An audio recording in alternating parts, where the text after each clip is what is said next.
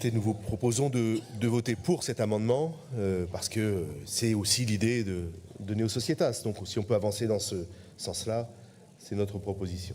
Oui.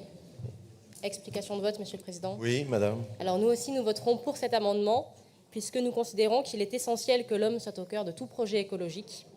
Sauver la planète, sauver le climat, tous ces poncifs que certains idéologues utilisent font parfois oublier quel devrait être le but ultime d'une politique écologique, préserver un environnement sain, garantissant l'épanouissement de l'homme. Les mots sont importants. Quand on utilise une expression, elle façonne notre pensée. Et l'utilisation de ces expressions débouche forcément sur une question. Pour sauver la planète, demain, devra-t-on supprimer l'homme?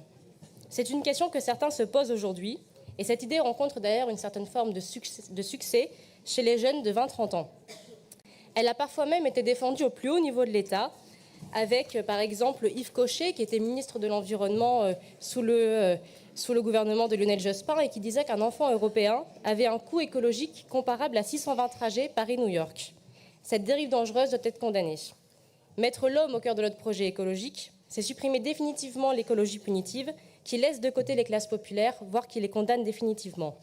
C'est mener une politique écologique également dans le respect des libertés individuelles. C'est croire dans le progrès technique et dans le génie humain. C'est ne pas considérer également qu'en mettant au monde un enfant, on ne met pas au monde un pollueur en puissance, mais on met au monde un homme ou une femme qui peut-être demain trouvera une alternative aux pesticides ou développera un nouveau mode de transport non polluant. La seule écologie qui est de l'avenir, c'est l'écologie humaniste. Certains ici seraient bien inspirés de le garder en tête. Je vous remercie.